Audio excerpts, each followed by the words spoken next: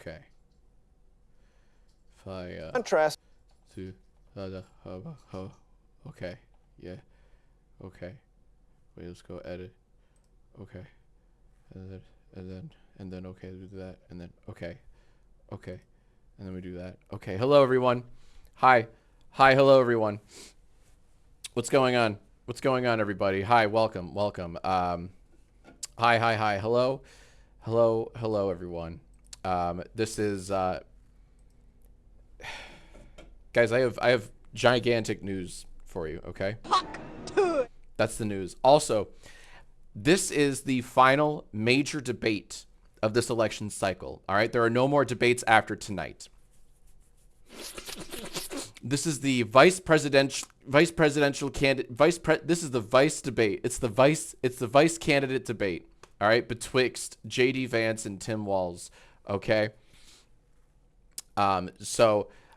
This is for some reason, I'm so sorry.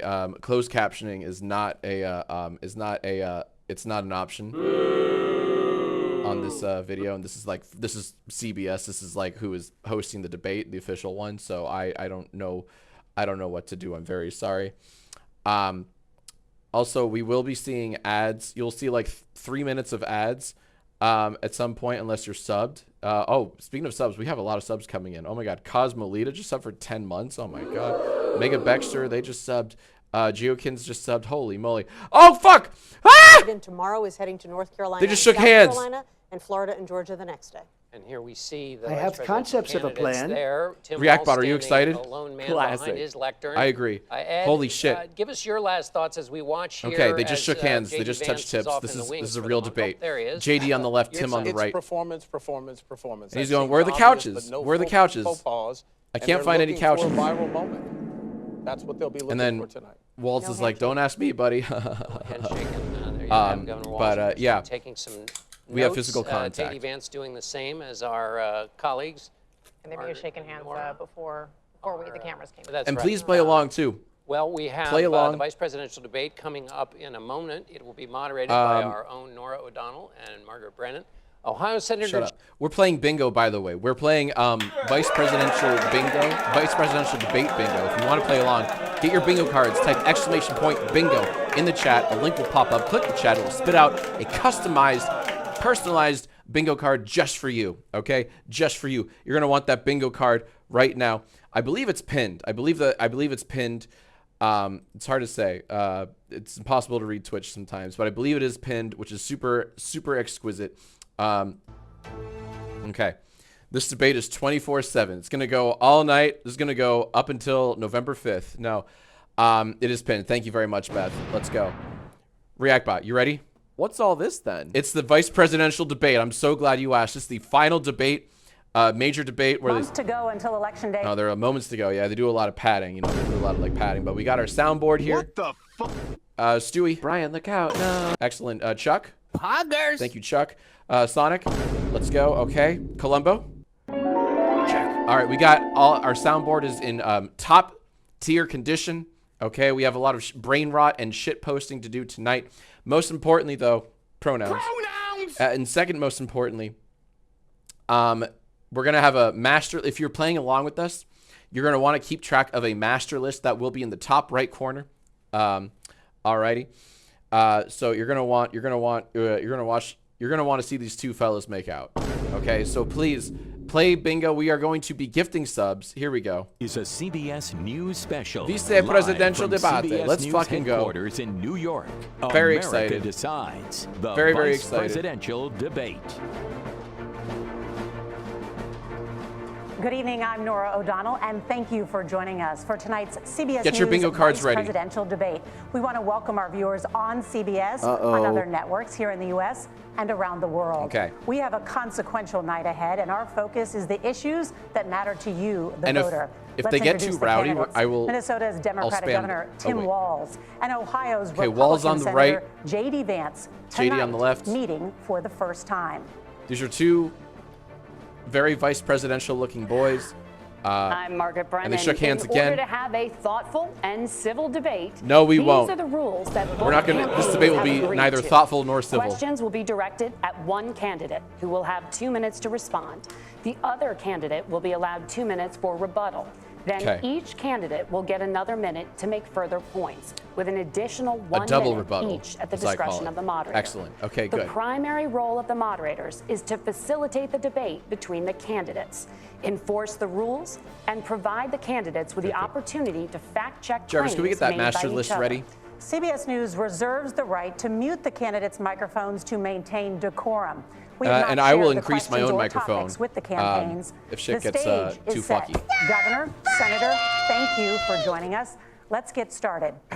Tonight, our country is facing several unfolding crises. The Middle East is on the brink of war. Americans are suffering from the catastrophic impact of Hurricane Helene. And now a labor strike as 25,000 dock workers hurricane news, from labor Maine to strike news. Texas are picketing. We're going to begin tonight with the Middle East. Margaret. Thank you, Nora. Earlier today, Iran launched its largest attack yet on Israel, but that attack failed, thanks to joint U.S. and Israeli defensive action. President Biden has deployed more than 40,000 U.S. military personnel and assets to that region over the past year to try to prevent a regional war. Iran is weakened, crack a smile but the U.S. still considers it the largest state sponsor of terrorism in the world, and it has drastically reduced the time it would take to develop a nuclear weapon. It is down now to 1 or 2 weeks' time. Governor Walz, if you were the final voice in the Situation Room, would you support or oppose a preemptive strike by Israel on Iran? You have 2 minutes. Well, thank you, and thank you for those joining at home tonight. Let's keep in mind where this started. October 7th, Hamas terrorists massacred over 1,400 Israelis and took prisoners. Israel's subway ability surfers. Yeah, can we remove to be able to defend subway itself is surfers, absolutely please, for goodness fundamental. sake. Getting its hostages back, fundamental, and ending the humanitarian crisis in Gaza. But the expansion of Israel and its proxies is an absolute fundamental necessity for the United States to have the steady leadership there. You saw it experienced today, where along with our Israeli partners and our coalition, able to stop the incoming attack. That might be a bingo But what's space, fundamental fellas. here is that steady leadership is going to matter. It's clear, and the world saw it on that debate stage a few weeks ago. A nearly 80-year-old Donald Trump talking about crowd sizes is not what we need in this moment. But it's not just that. It's those that were closest to Donald Trump I have that concepts of understand a how plan. dangerous he is when the world is this dangerous. His chief of staff, John Kelly, said that he was the most flawed human being he'd ever met. I did And everything both right, of and his secretaries of defense and his national security advisors said he should be nowhere near the White House. Now, the person closest to them, Donald Trump mentioned. Mark that on your bingo cards, everyone. For the highest office. That was Senator Vance. What we've seen out of Vice President Harris is we've seen steady leadership. We've seen a calmness that is able to draw on the coalitions to bring them together. Understanding that our allies matter.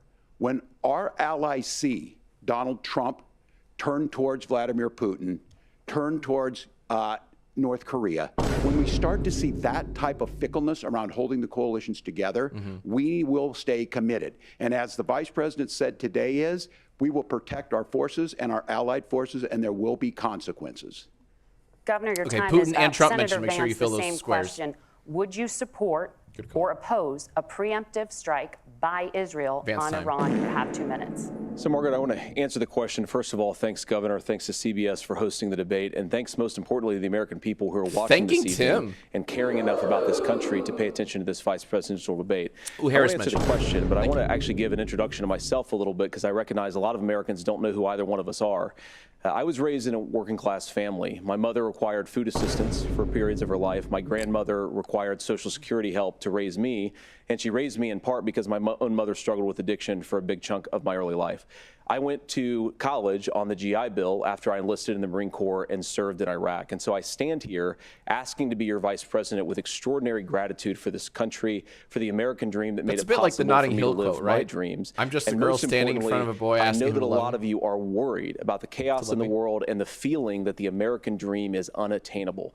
I want to try to convince you tonight over the next 90 minutes that if we get better leadership in the White House, not if answering we the get Donald question, Trump though. Yeah, back in the White thank you. House, Not answering the American question. dream is going to be attainable once again. Now, to answer this particular question, we have to remember that as much as Governor Walz just accused Donald Trump of being an agent of chaos, Donald Trump actually delivered stability in the world, and he did it by establishing effective deterrence. People were afraid of stepping out of line.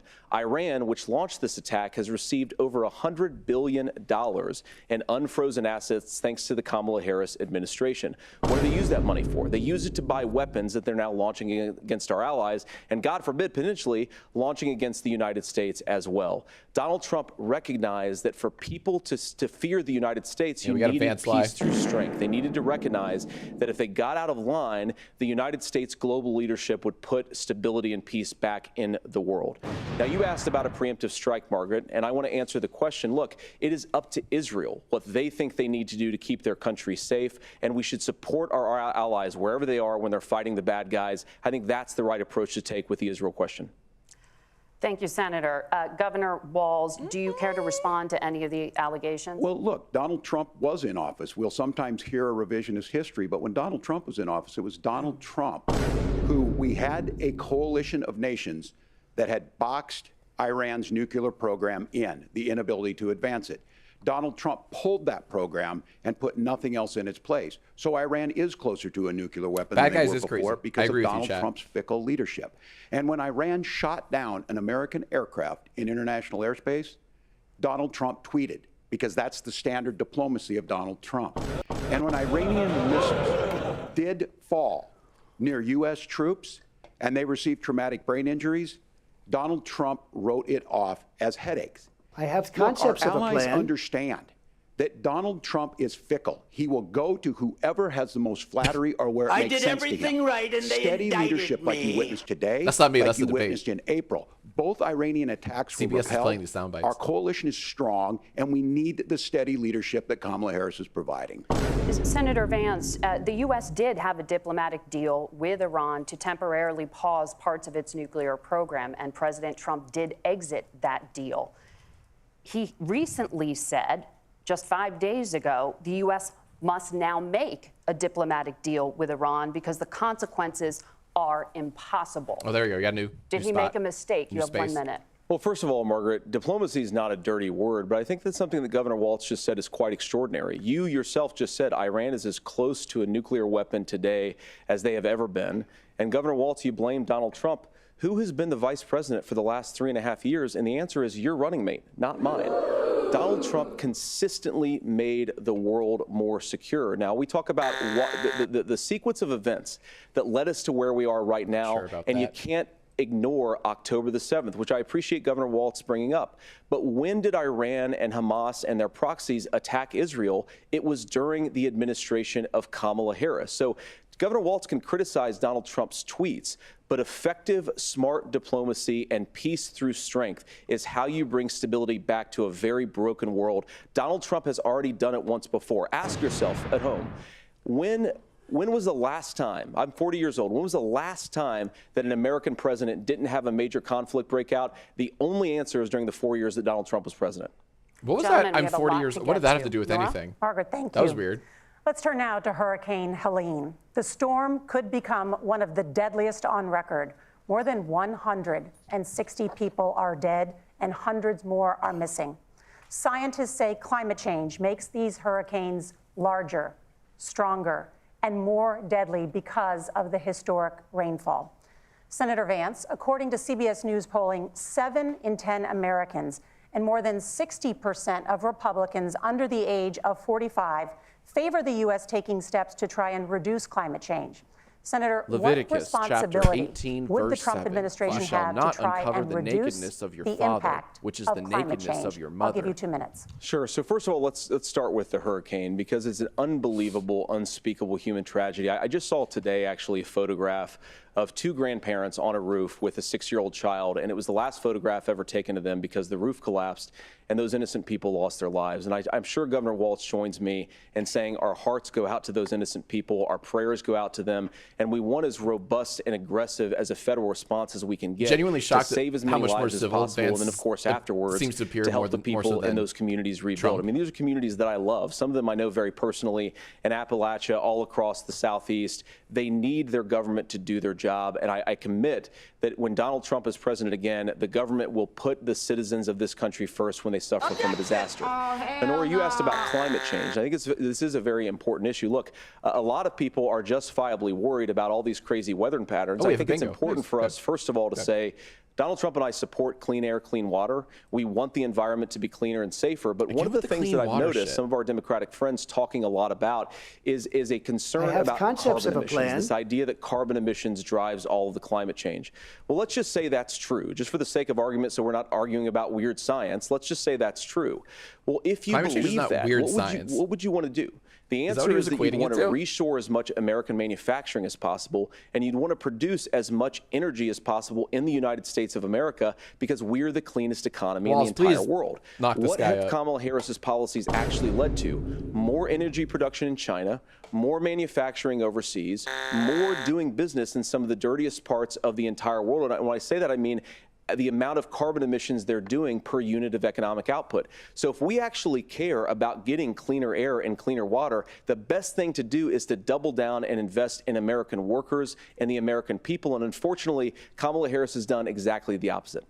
Governor Walz, you have 2 minutes to respond. Well, we got close to an agreement because all those things are happening. Look, first of all, it is a horrific tragedy with this hurricane, and my heart goes out to the folks that are down there in contact with the governors. I serve as co-chair of the Council of Governors as we work together on these emergency managements. Governors know no partisanship. They work together so all of the governors and the emergency responders are on the ground. Those happen on the front end. The federal government comes in, makes sure they're there so that we recover, but we're still in that phase where we need to make sure that they're staying there, staying focused. Now look, coming back to the climate change issue, there's no doubt this thing roared onto the scene faster and stronger than anything we've seen. Senator Vance has said that there's a climate problem in the past. Donald Trump called it a hoax and then joked that these things would make more beachfront property to be able to invest in. What we've seen out of the Harris administration now, the Biden-Harris administration, is we've seen this investment. We've seen massive investments, the biggest in global history that we've seen in the Inflation Reduction Act, has created jobs all across the country. 2,000 in Jeffersonville, Ohio, taking the EV technology that we invented and making it here. 200,000 jobs across the country. The largest solar manufacturing plant in North America sits in Minnesota.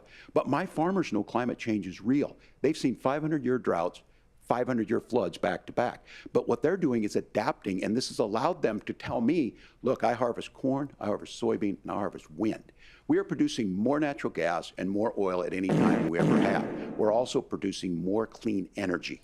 So the solution for us is to continue to move forward, that climate change is real.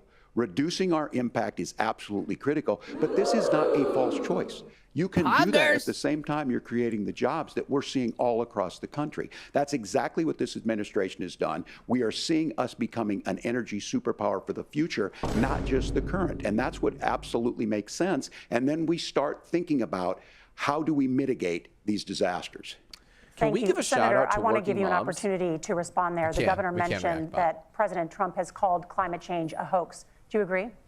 Well, look, what the president has said is that if the Democrats, in particular Kamala Harris and her leadership, if they really believe that climate change is serious, what they would be doing is more manufacturing and more energy production in the United States of America, and that's not what they're doing. So clearly, Kamala Harris herself doesn't believe her own rhetoric on this. No, if she has did, nothing to do with that. She would actually agree with Donald Trump's energy policies. Now, something Governor Walz said I think is important to touch upon, because when we talk about clean energy, I think that's a slogan that often the Democrats Democrats will use here. And I'm talking, of course, about the Democratic leadership. And the real issue is that if you're spending hundreds of millions or even billions of dollars of American taxpayer money on solar panels that are made in China, number one, you're going to make the economy dirtier. We should be making more of those solar panels here in the United States of America. Some of them are, Tim, but a lot of them are being made overseas in China, especially the components that go into those solar panels. So if you really want to make the environment cleaner, you've got to invest in more energy production. We haven't built a nuclear facility, I think, one in the past 40 years.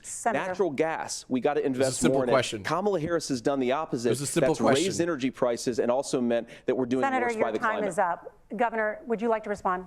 Well, look, we're producing more natural gas than we ever have. There's no moratorium on that. We're producing more oil. But the folks know, and like I said again, these are not liberal folks. These are not folks that are Green New Deal folks. These are farmers that have been drought one year, massive flooding the next year.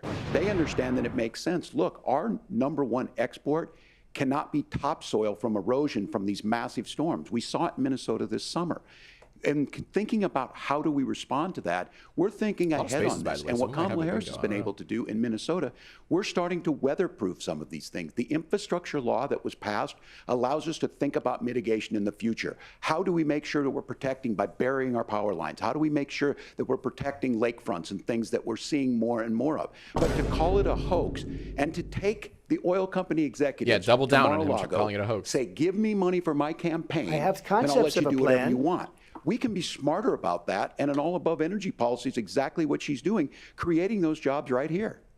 Governor, your time is up. The overwhelming consensus among scientists is that the Earth's climate is warming at an unprecedented rate.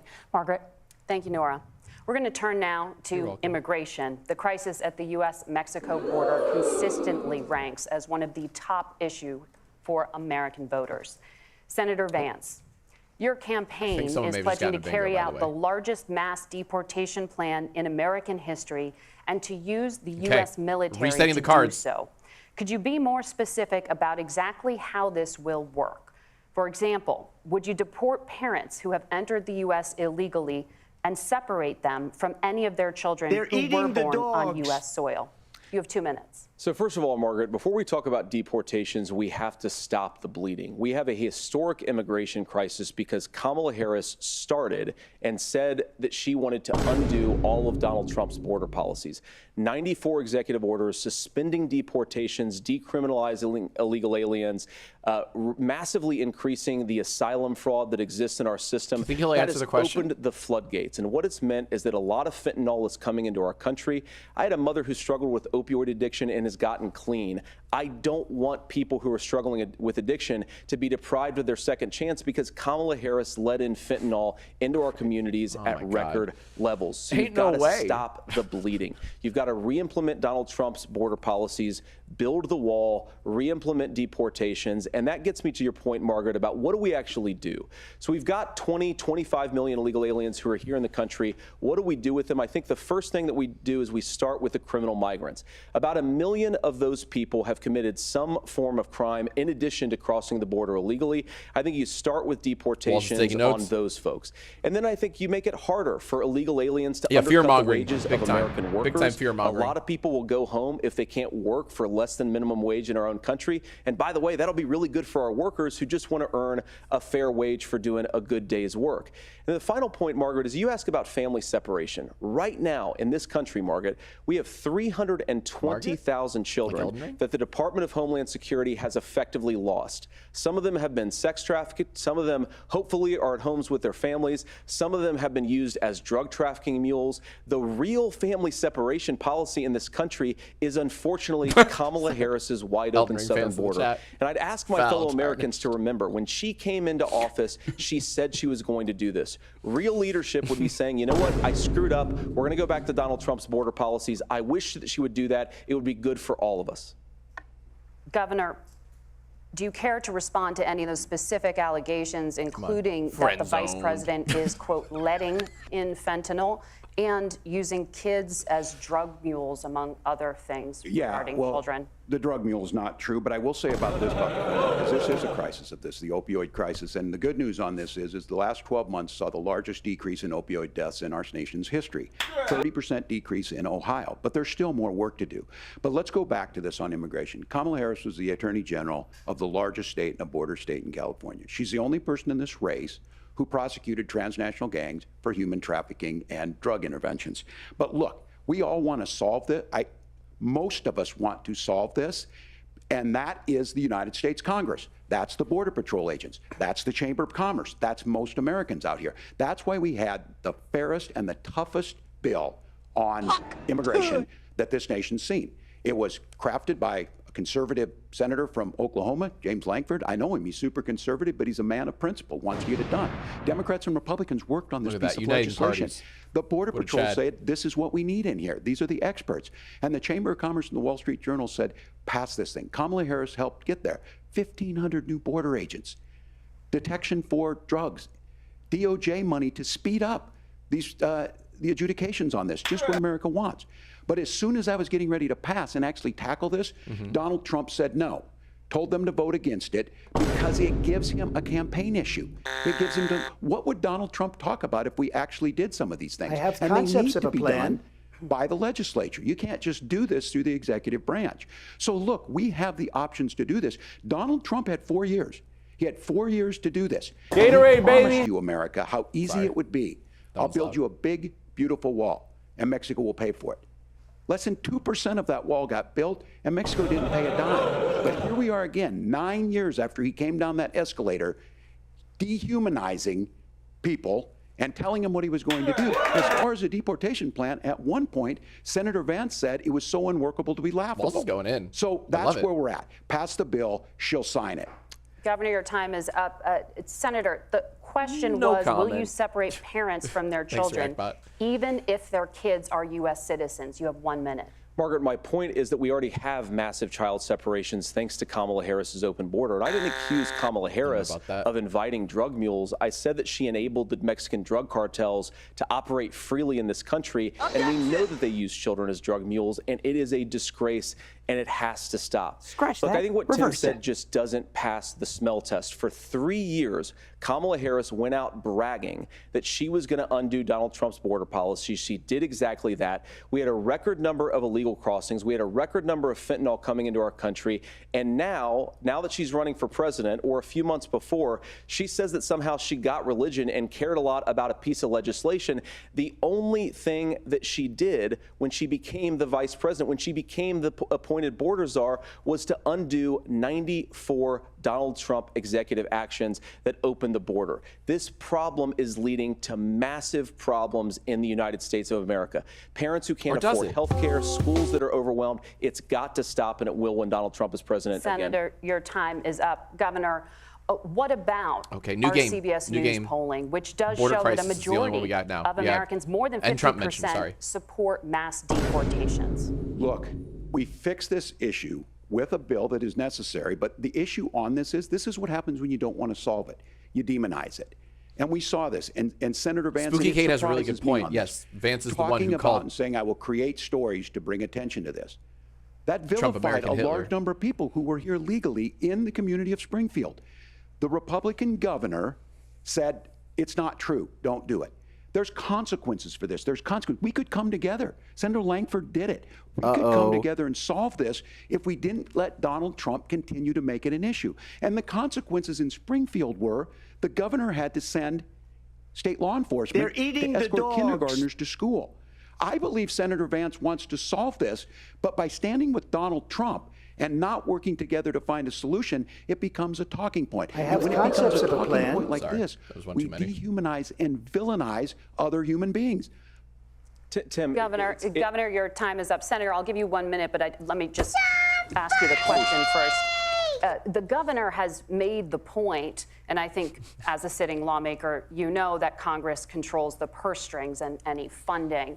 So you have said repeatedly that Donald Trump would, through executive action, solve this. Do you disagree that Congress controls the purse strings and would Scratch need to that. support Reverse it. many of the changes that you would actually want to implement. You have 1 minute. Look, Margaret, first of all, the gross majority of what we need to do at the You southern keep calling her border the is wrong just name, empowering Margaret, law then enforcement Margaret. to do their job. I've been to the southern border more than our borders are. Kamala Harris has been, and it's actually heartbreaking because the Border Patrol agents, they just want to be empowered to do their job. Of course, additional resources would help, but most of this is about the president and the vice president empowering our law enforcement to say, if you try to come across the border illegally, you've got to stay in Mexico, you've got to go back through proper channels.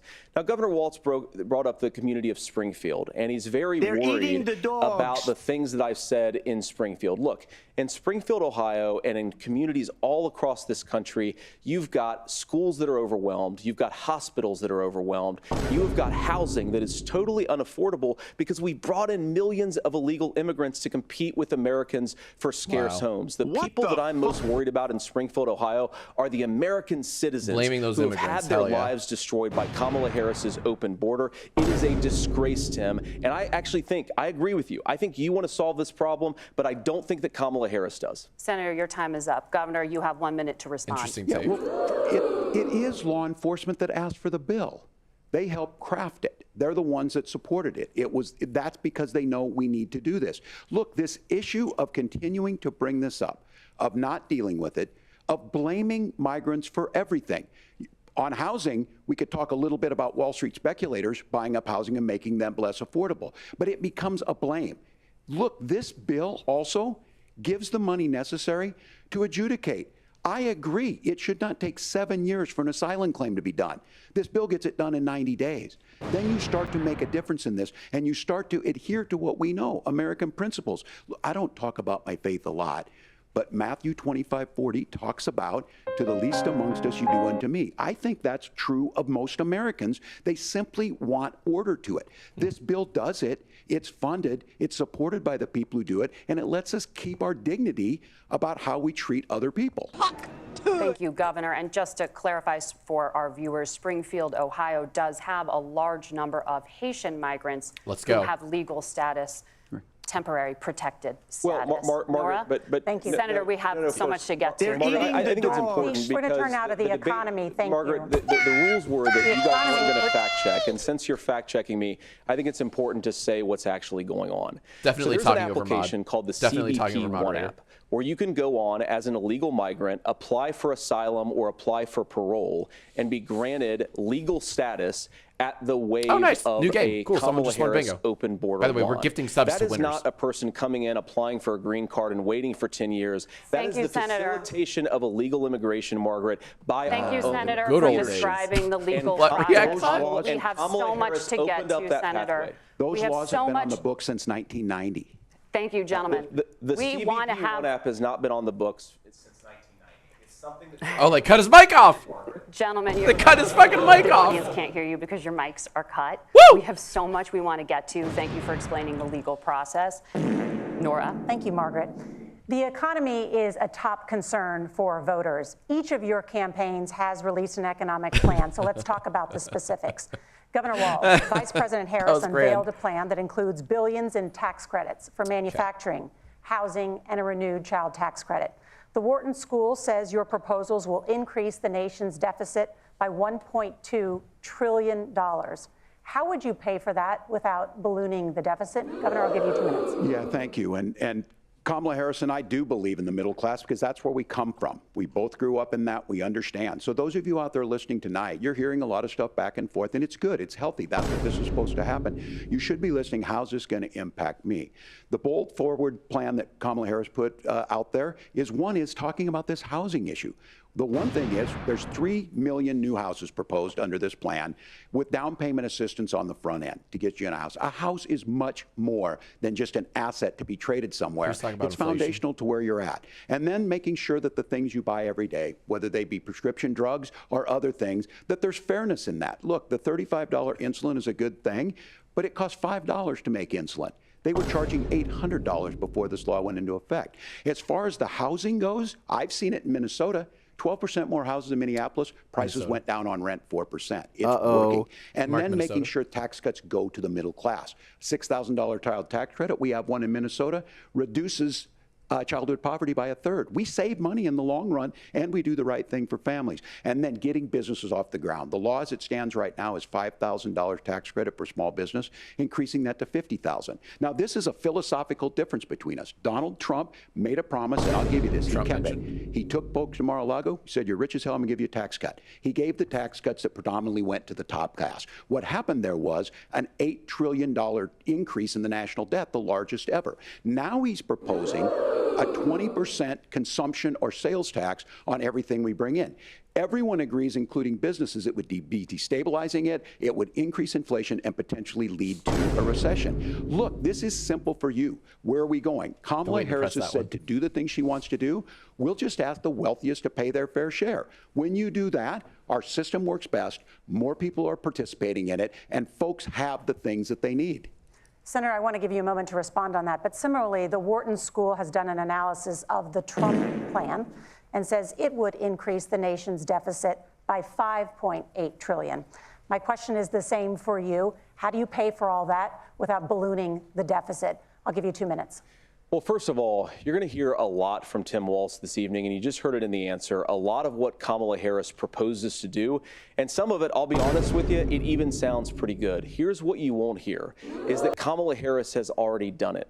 Because she's been the vice president for 3.5 years. She had the opportunity to enact all of these great policies. And what she's actually done instead is drive the cost of food higher by 25%, drive the cost of housing higher by about 60%, open the American southern border and make middle-class life unaffordable for a large number of Americans. If Kamala Harris has such great plans for how to address middle-class problems, then she ought to do them now, not when asking for a promotion, but in the job the American people gave her 3.5 years ago. And the fact that she isn't tells you a lot about how much you can trust her actual plans. Now, Donald Trump's economic plan is not just a plan, but it's also a record. A lot of those same economists attack Donald Trump's plans, and they have PhDs, but they don't have common sense and they don't have wisdom, because Donald Trump's economic policies delivered the highest take-home pay in a generation in this country, 1.5% inflation, and to boot, peace and security all over the world. So when people say that Donald Trump's economic plan doesn't make sense,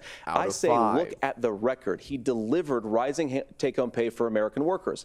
Now, Tim admirably admits that they want to undo the Trump tax cuts. But if you look at what was so different about Donald Trump's tax cuts, even from previous Republican tax cut plans, is that a lot of those resources went to giving more take-home pay to middle-class and working-class Americans. It was passed in 2017, and you saw an American economic boom unlike we've seen in a generation in this country. That is a record that I'm proud to run on, and we're going to get back to that common sense wisdom so that you can afford to live the American dream again. I know a lot of you are struggling. I know a lot of you are worried about paying the bills. It's going to stop when Donald Trump brings back common sense. We just gifted a sub to a new bingo winner. Do you want to respond to that? What has Kamala Harris done for the middle class? Yeah, well, Kamala Harris's day one was Donald Trump's failure on COVID that led to the collapse of our economy. We were already before COVID in a manufacturing recession, but 10 million people out of work, largest percentage since the Great Depression. 9 million jobs closed on that. That was day one. Whether it was the Infrastructure Act or other things we moved. Now, you made a question about experts, said this.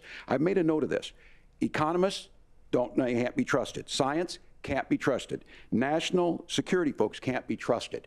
Look, if you're going to be president, you don't have all the answers. Donald Trump believes he does. My pro tip of the day is this. If you need heart surgery, listen to the people at the Mayo Clinic in Rochester, Minnesota, not Donald Trump. And the same thing goes with this. And I ask you out there, teachers, nurses, truck drivers, or whatever, how is it fair that you're paying your taxes every year and Donald Trump hasn't paid any federal tax in the last 15 years?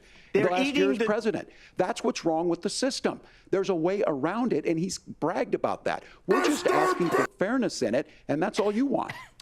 You have a minute. Governor, you say trust the experts. But those same experts for 40 years said that if we shipped our manufacturing base off to China, we'd get cheaper goods. They lied about that. They said if we shipped our industrial base off to other countries, to Mexico and elsewhere, it would make the middle class stronger. They were wrong about that. They were wrong about the idea that if we made America less self-reliant, less productive in our own nation, that it would somehow make us better off, and they were wrong about it. And for the first time in a generation, Donald Trump had the wisdom and the courage to say to that bipartisan consensus, we're not doing it anymore. We're Talk bringing about a American giant manufacturing L. back. We're unleashing American said, energy. Reactbot. We're going to make more of our own stuff. And this isn't just an economic issue. I mean, I've got 3 beautiful little kids at home, 7, 4, and 2, and I love them very much, and I hope they're in bed right now.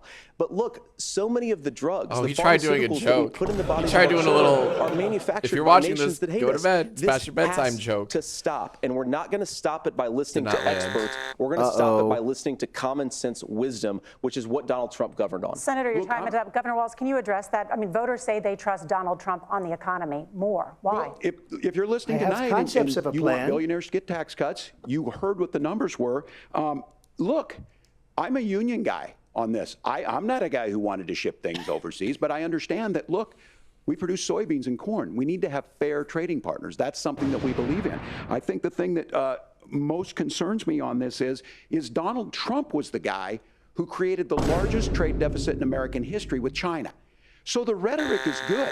Much of what the senator said right there, I'm in agreement with him on this. I watched it happen too. I watched it to my communities, and we talked about that. A lot of agreeing tonight. We had people undercutting the right to collectively bargain. We had right to work states made it more difficult. We had companies that were willing to ship it over, and we saw people profit. Folks that are venture capital in some cases, putting money into companies that were overseas. We're in agreement that we bring those home. The issue is Donald Trump is talking about it. Kamala Harris has a record, 250,000 more manufacturing jobs just in out of the IRA. May I respond Going to show this to Yes. So appreciate that. So if you notice, what Governor Walz just did is he said, first of all, Donald Trump has to listen to the experts. And then when he acknowledged that the experts screwed up, he said, well, Donald Trump didn't do nearly as good of a job as the statistics No, that's a show gross generalization. that he did. So what Tim Walz is doing, and I honestly, Tim, I think you got a tough job here, because you've got to play whack-a-mole. You've got to pretend that Donald Trump didn't deliver rising take-home pay, which of course he did. You've got to pretend that Donald Trump didn't deliver lower inflation, which of course he did, and then you simultaneously got to defend Kamala Harris's atrocious economic record, which has made gas, groceries, and housing unaffordable for American citizens. I was raised by a woman who would sometimes go into medical debt so that she could put food on the table in our household. Not I know me what it's giggling like and to kicking not my be able to feet. afford the things that you need to afford. We can do so much better. To all of you watching, we can get back to an America that's affordable again. We just got to get back to common sense economic principles. I hope we have a conversation on health care then. Senator, Governor. Please. Thank you. Margaret? We have a lot to get to ahead. I was a bit of a nothing gentlemen, burger all on around. many topics, but right now I want to talk about personal qualifications. The vice president is often the last voice the president hears before making consequential decisions. Oh boy. We want to ask you about your leadership qualities. Governor Walz, you said you were in Hong Kong during the deadly Tiananmen Square protests in the spring of 1989. But Minnesota Public Radio and other media outlets are reporting that you actually didn't travel to Asia until August of that year. Huh? Can you explain that discrepancy? Your 2 minutes. Well, and to the folks out there who didn't get at the top of this, look, I grew up in small rural Nebraska, town of 400, town that you rode your bike with your buddies till the streetlights come on, and I'm proud of that service. I joined the National Guard at 17, worked on family farms. Answer the question, and then buddy. I used the GI Bill to become a teacher, passionate about it, a young teacher. My first year out, I got the opportunity in the summer of '89 to travel to China. Tim. 35 years ago, to be able to do that. I came back home and then started a program to take young people there. We would take basketball teams, we would take baseball teams, we would take dancers. Sam, you're not and we would answering go the question, back and buddy. forth to China. The issue for that was to try and learn. Now look, my community knows who I am. He's saying now They looks saw more than where I was Biden. at. Look, I will be the first to tell you, I have poured my heart into my community. I've tried to do the best I can, but I've not been perfect. And I'm a knucklehead at times, but it's always been about that. You same can't be, people "Aw, shucks, I'm a elected me to knucklehead." Congress for 12 years. For this and question. in Congress, I was one of the most bipartisan people, working on things like farm bills that we got done, working on veterans benefits. My pronouns and then the are people of Minnesota React-bot. were able to elect me to governor Thanks, twice. React-bot. So look, my commitment has been from the beginning to make sure that I'm there for the people, to make sure that I get this right. I'm sure I will Vance is say loving more this, than anything. 'cause this is- many times I will talk a lot. This is I not will a good get caught up moment in for the Tim rhetoric at all. But being there, the impact it made, the difference it made in my life. I learned a lot about China. I hear the critiques of this. I would make the case that Donald Trump should have come on one of those trips with us. I guarantee you he wouldn't be praising Xi Jinping about COVID. Lost the plot. And I guarantee Completely you he lost wouldn't the start plot. a trade war that he ends up losing. So this is about trying to understand the world. It's about trying to do the best you can for your community. And then it's putting yourself out there and letting your folks understand what it is. My commitment, whether it be through teaching, which I was good at, or whether it was being a good soldier or was being a good member of Congress, those are the things that I think are the values. This is a slam dunk for JD, this moment right here. Governor, I hate to say just it. to follow up This is on rough. that, the question was, Brian, can look out. you No. explain the discrepancy? All I said on this was I got there that summer and misspoke on this. So I will just. That's all you had to What I say, said. dude. That's all you had to fucking say. So I was in Hong Kong and China during the democracy protests went in. And from that, I learned a lot of what needed to be in governance. That's a better answer than whatever the fuck you just gave. Thank you, Governor. Senator Vance, in 2016, Yeah, why didn't you called lead your with that? running mate, Exactly. Donald Trump, unfit for the nation's highest office, and you said he could be America's Hitler. I know you've said, Here we you've been go. asked many times, and you've said you regret those comments and explained you then voted for Donald Trump in 2020. But the I didn't Washington know Post that. reported new messages last week in which you also disparaged Trump's economic record while he was president. Let's go. Writing to someone in 2020, quote, Trump thoroughly failed to deliver his economic populism. I have concepts of a plan. You're now his running mate, and you've shifted many of your policy stances to align with his. If you become vice president, why should Americans trust that you will give Donald Trump the advice he needs to hear and not just the advice he wants to hear? You have 2 minutes. Well, first of all, Margaret, because I've always been open, and sometimes, of course, I've disagreed with the president, but I've also been extremely open I about called the him, fact you know, that I American was wrong Hitler. about Donald Trump. I was wrong, first of all, because I believed some of the media stories that turned out to be dishonest fabrications of his record. But most importantly, Donald Trump delivered for the American people. Rising wages, rising take-home pay, an economy that worked for normal It's giving Americans, a secure Slytherin. southern border, a lot of things, frankly, that I Good one, didn't think he'd be React able to deliver on. And yeah, when you screw up, when you misspeak, when you get something wrong and you change your mind, you ought to be honest with the American people about it. It's one of the reasons, Margaret, why I've done so many interviews is because I think it's important to actually explain to the American people where I come down on the issues and what changed. Now, you pointed out to messages from 2020.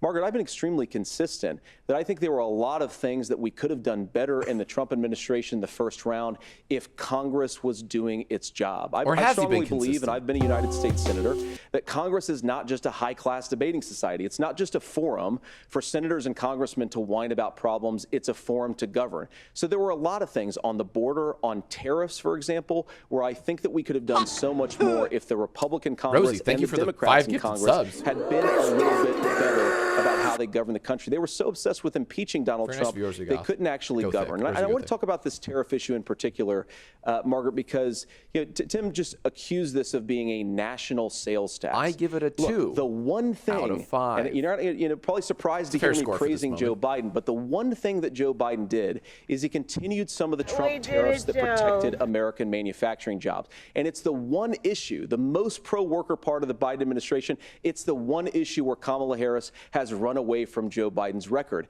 Think about this. If you're trying to employ slave laborers in China at $3 a day, you're going to do that and undercut the wages of American workers unless our country stands up for itself and says, you're not accessing our markets unless you're paying middle-class Americans a fair wage. Senator, your time is up. Nora? Thank you. Now to the issue of reproductive rights. Governor Walz, after Roe versus Wade was overturned, you signed a bill into law that made Minnesota one of the least Pay attention to these, restrictive states in the spaces we're nation calling when it out comes in the right, to abortion. by the way. Former So you can play President along and Trump maybe said in the last win a debate bingo and win a Twitch that you sub. believe abortion, quote, in the 9th month is Oh. absolutely fine. Fuck yeah. Yes Here we or go. no? Is that what you support? I'll give you 2 minutes. That's not what the bill says, but look, this issue is what's on everyone's mind. We are Donald going. Trump put this all into motion. He brags about how great it was that he put the judges in and overturned Roe versus Wade, 52 years of personal autonomy.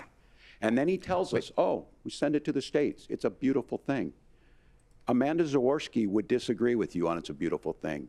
A young bride in Texas waiting for their child at 18 weeks, she has a complication, a tear in the membrane. She needs to go in. The medical care at that point needs to be decided by the doctor.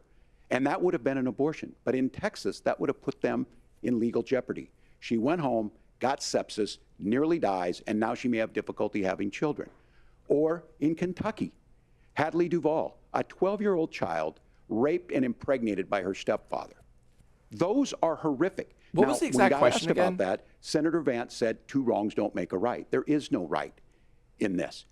So in Minnesota, what we did was restore Roe versus Wade. We made sure that we put Does he support women 9-month in charge abortion? of their health care. But look, this is not where, if you don't know Amanda or a Hadley, you soon will. Their Project 2025 is going to have a registry of pregnancies.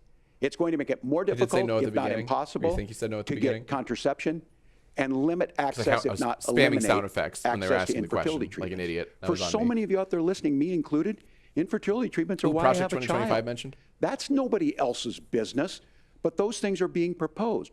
And the catch-all on this is, well, the states will decide what's right for Texas might not be right for Washington. That's not how this works. This is basic human right. We have seen maternal mortality skyrocket in Texas, outpacing many other countries in the world. This is about health care. In Minnesota, we are ranked first in health care for a reason. We trust women, we trust doctors. Senator, do you want to Okay, respond this to the governor's claim? Will you create a federal pregnancy monitoring agency? No, Nora, certainly we won't. And I want to talk about this issue because I know a lot of Americans care about it, and I know a lot of Americans don't agree with everything that I've ever said on this topic. And, you know, I grew up in a working class family in a neighborhood where I knew a lot of young women who had unplanned pregnancies and decided to terminate those pregnancies because they feel like they didn't have any other options. And, you know, one of them is actually very dear to me. And I know she's watching tonight, and I love you. And she told me something a couple years ago that she felt like if she hadn't had that abortion, that it would have destroyed her life because she was in an abusive relationship. And I think that what I take from that as a Republican who proudly wants to protect innocent life in this country, who proudly wants to protect the vulnerable, is that my party, we've got to do so much better of a job at earning the American people's trust back on this issue where they frankly just don't trust us. And I think that's one of the things that Donald Trump and I are endeavoring to do. I want us as a Republican Party to be pro-family in the fullest sense of the word. I want us to support fertility treatments. I want us to make it easier for moms to afford to have babies. I want it to make it easier for young families to afford a home so they can afford a place to raise that I don't want to family. give And them I think there's choices. so much that we can do on the public policy front just to give women more options. Now, of course, Donald Trump has been very clear that on the abortion policy specifically, that we have a big country and it's diverse. And California has a different viewpoint on this than Georgia. Georgia has a different viewpoint from Arizona. And the proper way to handle this, as messy as democracy sometimes is to let voters make these decisions, let the individual states make their abortion policy. And I think that's what makes the most sense in a very big, a very diverse, and let's be honest, sometimes a very, very messy and divided country. Governor, would you like to respond and also answer That's the not the question way. about restrictions? Yeah, well, the question got asked, and Donald Trump made the accusation that wasn't true about Minnesota. Well, let me tell you Cook 'em. about this Come on. idea that there's diverse states. Cook 'em all. There's a young woman named Amber Thurman. She happened to be in Georgia, a restrictive state. Here we go. Because of that, Here we she go. had to travel a long Here's distance why the shit won't work. to North Carolina Yep. to try and get her care. Amber Thurman died in that journey back and forth. The fact of the matter is, how can we as a nation say that your life and your rights, Right. as basic as the right to control your own body, is determined on geography? There's a very real chance. Had Amber Thurman lived in Minnesota, she would be alive today. Got his ass. That's why the restoration of Roe versus Wade. When you listen to Vice President Harris talk about this subject and you hear me talk about it, you hear us talking exactly the same. Donald Trump is trying to figure out how to get the political right of this. I agree with a lot of what Senator Vance said about what's happening. His running mate, though, does not, and that's the problem. Governor, your time is up. Senator, let me ask you about that. He mentioned, it was, I think, referring to a national ban. In the past, you New have bingo game. supported a federal ban on abortion after 15 Getting a lot of weeks. bingos tonight. In fact, you said if someone can't support legislation like that, quote, you are making the United States the most barbaric pro-abortion regime anywhere in the entire world. My question is, why have you changed your position? Well, Nora, first of all, I never supported a national ban. I did, when I was running for Senate in 2022, talk about setting some minimum national standard. For example, we have a partial birth abortion ban in this country at the federal level. I don't think anybody's trying to get rid of that, or at least I hope not, though I know that Democrats have taken a very radical pro-abortion stance. But Nora, you know, one of the things that changed is in the state of Ohio, we had a referendum in 2023, and the people of Ohio voted overwhelmingly, by the way, against my position. And I think that what I learned from that, Nora, is that we've got to do a better job at winning back people's trust. So many young women would love to have families. Me neither, So many young women also see an unplanned pregnancy as something that's going to destroy their livelihood, destroy their education, destroy their relationships. And we have got to earn people's trust back. And that's why Donald Trump and I are committed to pursuing pro-family policies, making childcare more accessible, making fertility treatments more accessible, because we've got to do a better job at that. And that's what real leadership is. Governor, your response. I'm going to respond on the pro-abortion piece of that. No, we're not. We're pro-women. We're pro-freedom to make your own choice. We know what the implications are to not be that. Women having miscarriages, women not getting the care, physicians feeling like they may be prosecuted for providing that care. And as far as making sure that we're educating our children and giving them options, Minnesota's a state with one of the lowest teen pregnancy rates. Now, this we is understand a that Libra too. moment. We know that the options need to be available, and we make that true. We also make it, we're a top 3 state for the best place to raise children. But these two things to try and say that we're pro-children, but we don't like this, or you guys are pro-abortion, that's not the case at all. We are pro-freedoms for women to make their choices, and we're going, and Kamala Harris is making the case, to make options for children more affordable, a $6,000 child tax credit, but we're not going to base that on the backs of making someone like Amber Thurman drive 600 miles to try and get health care. Senator. Let me respond to that. First of all, Governor, I agree with you. Amber Thurman should still be alive, and there are a lot of people who should still be alive, and I certainly wish that she was. And maybe you're free to disagree with me on this and explain this to me, but as I read the Minnesota law that you signed into law, the statute that you signed into law, it says that a doctor who presides over an abortion where the baby survives, the doctor is under no obligation to provide life-saving care to a baby who survives a botched late-term abortion.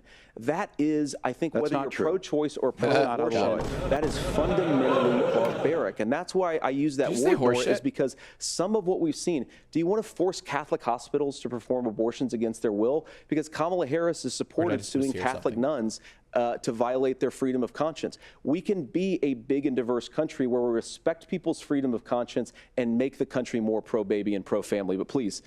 Yes, Governor, please respond. Look, this is one where there's always something there. This is a very simple proposition. These are women's decisions to make about their healthcare decisions, and the physicians who know best when they need to do this. Trying to distort the way a law is written to try and make a point, that's not it at all. What was I wrong about, Governor? Please tell me, what was I wrong about? That is not the way the law is written. Look, I've given I've given this advice on a lot of things, that getting involved, getting engaged, that's been misread, and it was fact-checked at the last debate. But the point on this is there's a continuation of these guys to try and tell women or to get involved. I use this line on this, just mind your own business on this. Things work best when Roe versus Wade was in place. When we do a restoration of Roe, that works best. That doesn't preclude us from increasing funding for children. It doesn't increase us from making sure that once that child's born, like in Minnesota, they get meals, they get early childhood education, they get health care. So the hiding behind we're going to do all these other things when you're not proposing them in your budget, Kamala Harris is proposing them. She's proposing all those things to make life easier for families. I asked a specific question, Governor. You gave me a slogan as a response. It's not the case. It's not true. That's not what the law says. So they fact-checked it with President Trump. Gentlemen, there's a lot to discuss. We have to move on, and we're going to be right back with much more of the CBS News vice presidential debate in just a moment. Damn. All right, little break here, apparently. Okay. Oh, my goodness gracious. Wow. Okay, we have gone through many bingos. This is I will say this, gamers, and I'm sure you've noticed this too. This is a very different beast. This is a very different than what we've seen in prior debates. In both Trump debates with Biden and then Harris, it's been a very different atmosphere, as I'm sure you've noticed. And I will say this: Vance is a much better debater than Trump. Like, I don't even think it's close. Vance is better prepped. He makes better arguments. He doesn't go on quite as many irrelevant tangents as Trump does, but he does go on them. And honestly, we've caught Walz doing a few of those too. Not nearly as many, mind you, but this is a very different debate.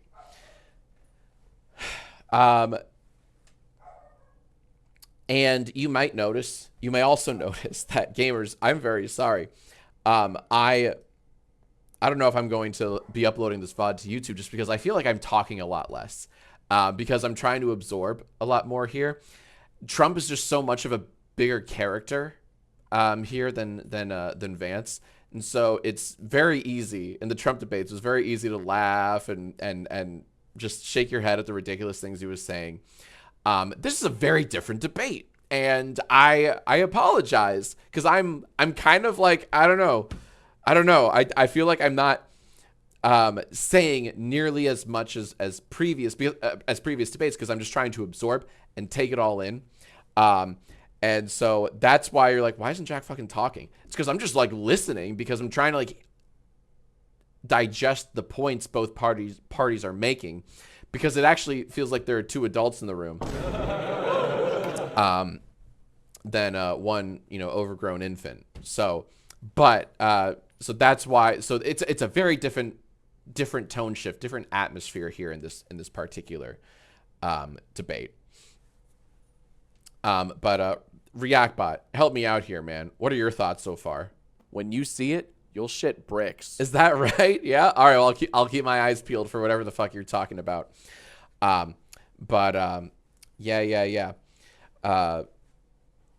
Someone just mentioned in the chat. The problem is how funny the problem is it's funny how stupid Trump is. I agree.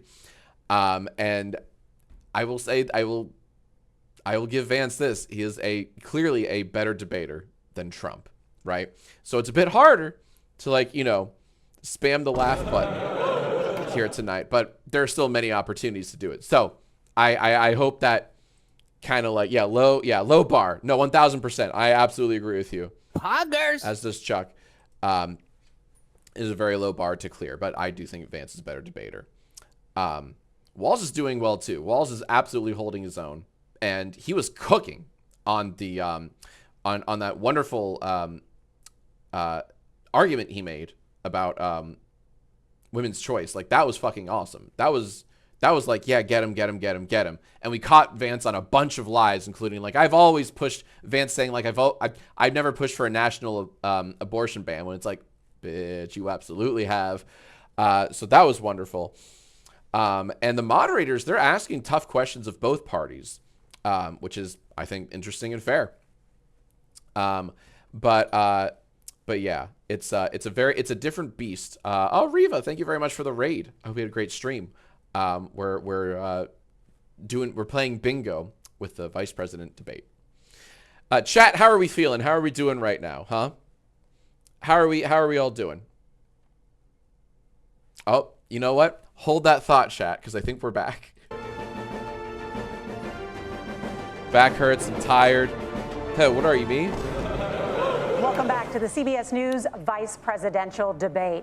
We want to turn now to America's gun violence epidemic. The leading cause of death for children and teens in America is by firearms. Ill-timed. Senator Vance, you oppose most gun legislation that Democrats claim would curb gun violence.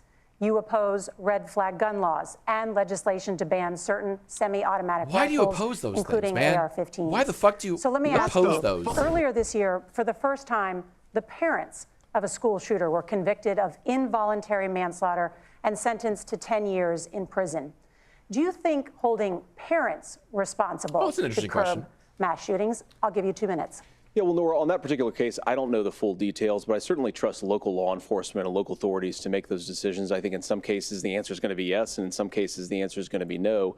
And the details really matter here, of course. For example, if a kid steals a gun, that's going to be different than if a parent hands over a gun knowing that their kid is potentially dangerous. But look, I want to just sort of speak as a father of 3 beautiful little kids, and our oldest is now in 2nd grade. And Make like the a lot of bedtime parents, joke we again. send our kids to school with such hope and such joy and such pride at their little faces on the first day of school. And we know, unfortunately, that a lot of kids are going to experience this terrible epidemic of gun violence. And of course, our hearts go out to the families that are affected by this terrible stuff. It doesn't have to be a fucking epidemic, And we you do idiot. have to do better. And I think that Governor like, Walz hey, and I just actually rolling the probably dice, agree man. that we What need can to you do do? better on this. The question is just how do we actually do it? Now, here's something that really bothers me and worries me about this epidemic of violence. The gross majority, close to 90% in some of the statistics I've seen, of the gun violence in this country is committed with illegally obtained firearms. And while we're on you know that where he's topic, going here? we know that thanks to Kamala Harris's open border, we've seen a massive influx in the number of illegal guns run by the Mexican drug cartels. those That illegal number, immigrants. the amount of illegal guns in our country is higher today than No. it was 3.5 years ago. No. What do we do about the schools? What do we do to protect our kids? And I think the answer is, and I say this not loving the answer, because I don't want my kids to go to school in a school that feels unsafe or where there are visible signs of security. But I unfortunately think that we have to increase security in our schools. Oh, that's right. Yeah, hell yeah. Arm our schools, baby. Arm our schools. More guns. More guns will fix the gun problem. Increase school resource officers, because the Absolutely. idea Hell yeah. that We we need can armed magically wave officers a at wand every and school. take guns out of the hands of bad guys, it just doesn't fit fucking with recent dipshit. experience. So we've got to make our schools safer, and I think we've Yeah, got that'll to make have them some safer, common or sense will it? bipartisan solutions What a for how to do dumbass. that. Governor, you have 2 minutes. Well, I think all the parents watching tonight, this is your biggest nightmare. Look, I got a 17-year-old, and he witnessed a shooting at a community center playing volleyball. Those things don't leave you. As a member of Congress, I sat in my office surrounded by dozens of the Sandy Hook parents, and they were looking at my 7-year-old picture on the wall. Their 7-year-old were dead, and they were asking us to do something. And look, I'm a hunter. I own firearms. The vice president is. We understand that the Second Amendment is there, but our first responsibility is to our kids to figure this out. In Minnesota, we've enacted enhanced red flag laws, enhanced background checks, and we can start to get data. But here's the problem. If we really want to solve this, we've got folks that won't allow research to be even done on gun violence. And this idea that we should just live with it, and I here's Yeah, what I fuck do yeah. think, that this is a good start to the conversation. don't have to live with it. I 100% believe that Senator Vance hates it when these kids, it's abhorrent and it breaks your heart. I agree with that. But that's not far enough when we know there are things that work. I've spent time in Finland and seen some Finnish schools. They don't have this happen, even though they have a high gun ownership rate in the country. There are reasonable things that we can do to make a difference. It's not infringing on your Second Amendment. And the idea to have some of these weapons out there, it just doesn't make any sense. Kamala Harris, as an attorney general, worked on this issue. She knows that it's there. No one's trying to scaremonger and say we're taking your guns, but I ask all of you out there, do you want your schools hardened to look like a fort? Is that what we have to go? When we know there's countries around the world that their children aren't practicing these types of drills. They're being kids. We owe it to them to get a fix. These are things that shouldn't be that difficult. You can still keep your firearms, and we can make a difference. We have to. If you're listening tonight, this breaks your heart. Senator. Tim, first of all, I didn't know that your 17-year-old witnessed a shooting. And I'm sorry about that, and I hope that he's appreciate doing you saying okay. so. Wow, Christ Vance have being mercy. somewhat civil. Holy shit. It is awful. And I appreciate what Tim said, actually, about Finland, because I do think it illustrates some of the frankly weird differences between our own country's gun violence problem and Finland. Is okay, first of all, we have way higher rates of mental health abuse or mental health substance abuse. We have way higher rates of depression, way higher rates of anxiety. We unfortunately have a mental health crisis in this country that I really do think that we need to get to the root causes of, because I don't think it's the whole reason why we have such a bad gun violence problem, but I do think it's a big piece of it.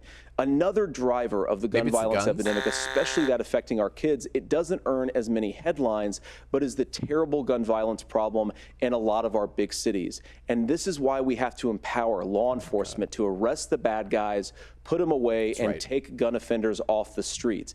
I think there's a whole host of things that we can do here, but I do think at our schools we've got to talk about more security. Senator, thank you. Governor, you previously opposed an assault weapons ban, but I wonder who the bad guys are, in your Vance. political career, did you change your position? Why? Yeah, I sat in that office with those Sandy Hook parents. I've become friends with school shooters. I've seen it. Look, the NRA, I was an NRA guy for a long time. They used to teach gun safety. I'm of an age where My shotgun was in my car so I could pheasant hunt after football practice.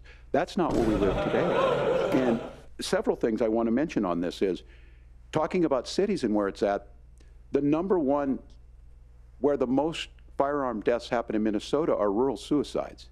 And we have an epidemic of children getting guns and shooting themselves. And so we have, and we should look at all of the issues, making sure folks have health care and all that, but I want to be very careful. This idea of stigmatizing mental health, just because you have a mental health issue doesn't mean you're violent. And I think what we end up doing is we start looking for a scapegoat. Sometimes it just is the guns. Yeah, it's buddy. Just the guns, and there are things that you can do about it. But I do think that this is one, and I think this is a healthy conversation. I think there's a capacity to find solutions on this that work, protect Second Amendment, protect our children. That's our priority. Gentlemen, thank you. Margaret. My man. My fucking Let's turn man. now to the top contributor to inflation, the high cost of housing and rent. There's a shortage of more than 4 million homes in the United States, and that contributes to the high housing prices. Governor Walz, the Harris campaign promises a $25,000 down payment assistance for first-time home buyers and a $10,000 tax credit. They also promise to build 3 million new homes. Where are you building these homes, and won't handing out that kind of money just drive up prices higher? No, it's not handing out. We have, first, let me say this issue of housing, and I think those of you listening on this, the problem we've had is that we've got a lot of folks that see housing as another commodity. It can be bought up, it can be shifted, it can be moved around. Those are not folks living in those houses. Those of you listening tonight, that house is a big deal. I bought and owned one house in my life. My mom still lives in the house where I was. And when I think of a house, I'm thinking of Christmas services after midnight mass where you go with your family. We need to make it more affordable. And one of the things, as I said, this program that the Vice President is pushing forward and bringing a new way of approaching this is something we're doing in Minnesota from that lead. We in the state invested in making sure our housing was the biggest investment that we'd ever made in housing. Reddit. It starts to make it easier Yeah. to cut some of the red tape. Local folks, Yeah. look, we can't do it at the federal level, but local folks make it easier to build those homes. And then that down payment assistance. I can tell all of you out there, one of the, certainly for me, using the GI Bill was one thing, but a veteran's home loan, the big thing about a veteran's home loan is you don't have to pay the down payment. Those are things that make it there. Now look, you're gonna pay it back and you're gonna pay your mortgage. Those are things that we know in the long run, the appreciated value, the generational wealth that's created from it. And I will give Minneapolis an example. Minneapolis is the one city where we've seen the lowest inflation rates. We've seen a 12% increase in stock because we've put some of these things in. Is And Vance we're actually looking into the implementing camera like a sitcom state character, program like to Jim? make sure we give some of that down payment assistance. I haven't noticed We get that. it back from people because here's what we know. People with stable housing end up with stable jobs. People with stable housing have their kids able to get to school. All of those things in the long run end up saving our money. And that's the thing that I think we should be able to find some common ground in, but we can't blame immigrants for the only reason. That's not the case that's happening. By the way, in it's many been an cities. hour. There will be an fact of the incoming matter ad break. is that we don't have enough naturally affording And I cannot snooze it, affordable I housing, apologize. but Ad we break can coming in make like sure that the 30 to government's there to 60 help seconds, gamers, kickstart it, unless you're a sub. create that. So create I that, apologize. We base. got another 3-minute Governor, your ad break time and is then up. Senator no ads for the Vance, next hour. as That's far how as these ads your are structured. campaign's position, the promise is to seize federal lands to build homes, remove regulation, provide tax breaks, and cut back on immigration, which you say pushes up prices. Where are you going to build all the new homes you're promising, and what part of any of this plan will provide immediate relief? You have 2 minutes. Well, first of all, Tim just said something that I agree with. We don't want to blame immigrants for higher housing prices, but we do want to blame Kamala Harris for letting in millions of illegal aliens into this country, which does drive up costs, Tim. 25 million illegal aliens competing with Americans for scarce homes is one of the most significant drivers of home prices in the country. It's why we have massive increases in home prices that have happened. I don't want to blame immigrants, massive but increases in illegal alien wanna blame populations immigrants. under Kamala Harris's leadership. Now, Tim just mentioned a bunch of ideas. Now, some of those ideas I actually think are halfway decent, and some of them I disagree with. But the most important thing here is Kamala Harris is not running as a newcomer to politics. She is the sitting vice president. If she wants to enact all of these policies to make housing more affordable, I invite her to use the office that the American people already gave her, not sit around and campaign and do nothing while Americans find the American dream of homeownership completely unaffordable. Now, you asked, Margaret, what would immediately change the equation for American citizens if you lower energy prices? As Donald Trump says, drill, baby, drill. One of the biggest drivers of housing costs, aside from illegal immigration, is, think about it. If a truck driver's paying 40% more for diesel, then the lumber he's delivering to the job site to build the house is also going to become a lot more expensive. If we open up American energy, you will get immediate pricing relief for American citizens, not, by the way, just in housing, but in a whole host of other economic goods, too. The question? I don't know. Senator Vance, you still have 23 seconds there. Do you want to answer? Can I have it? Where, Governor, we will get to you in a moment, but Senator, where are you going to seize the federal lands? Can you clarify? Well, what Donald Trump has said is we have a lot of federal lands that aren't being used for anything. They're not being used for national park. They're not being used, and they could be. Good job, CC Nation. A lot of housing. On your bingo win. And I do think that we should be opening up building in this country. We have a lot of land that could be used. We have a lot of Americans that need homes. We should be kicking out illegal immigrants who are competing for those homes, and we should be building more homes for the American citizens who deserve to be here. Senator, your time is up. Governor, I do want to let you respond to the allegation that the Vice President is letting in. Well, of course, that's not true. And again, you have the facts. I guess we agreed not to fact check. I'll check it. That, look, crossings are down compared to when Donald Trump left office. But it's, again, blaming and not trying to find the solution. I was going to ask, though, on this question, are we going to drill and build houses in the same federal land? And I think when people hear federal lands, these are really important pieces of land. Now, Minnesota doesn't have a lot of federal lands. I know in the western part of the countries we do. There's not a lot of federal lands in and around Minneapolis, for example. So the issue is I don't understand the federal lands issue unless we see this, and I worry about this as someone who cares deeply about our national parks and our federal lands. Look, Minnesota, we protect these things. We've got about 20% of the world's fresh water. These lands protect. They're there for a reason. They belong to all of us. But again, this is when you view housing and you view these things as commodities. Like, there's a chance to make money here. Let's take this federal land and let's sell it to people for that. I think there's better ways to do this. We've seen it in Minnesota. We're able to refurbish some of these houses. We're able to make some investments. That gets people in. And I'm still on the fact on this.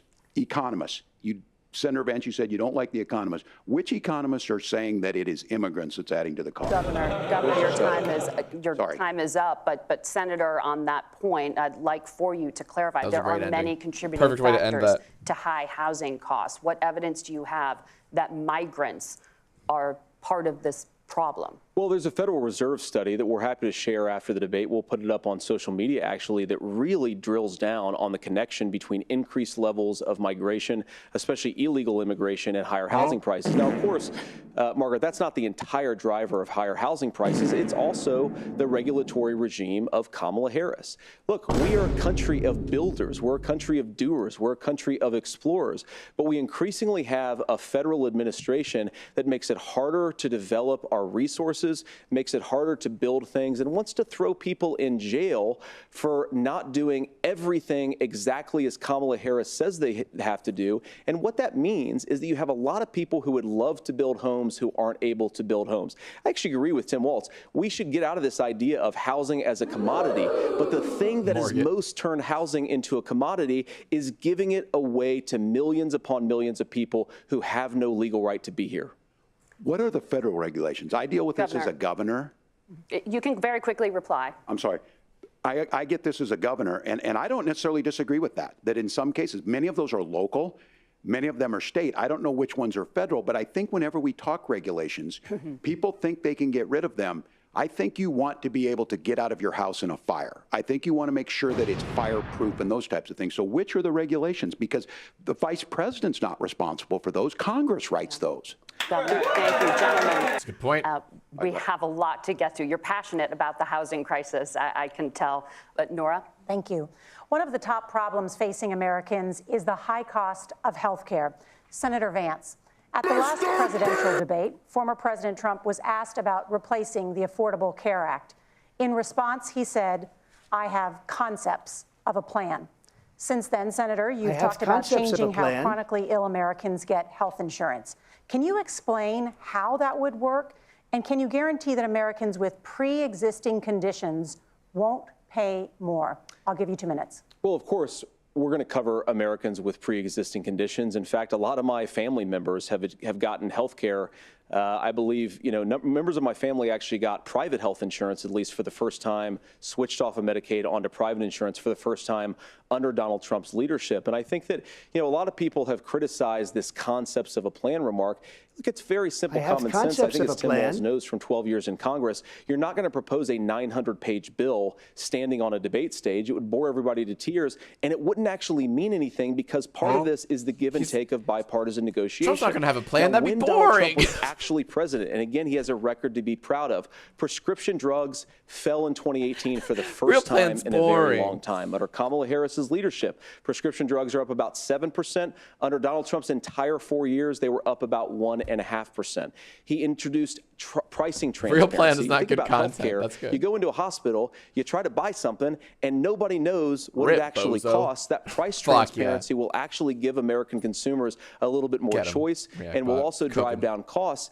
And we talked about, the reinsurance regulations is what I was talking about. Look, Donald Trump has said that if we allow states to experiment a little bit on how to cover both the chronically ill but the non-chronically ill, it's not just a plan. He actually implemented some of these regulations when he was president of the United States. And I think you can make a really good argument that it salvaged Obamacare, which was doing disastrously until Donald Trump came along.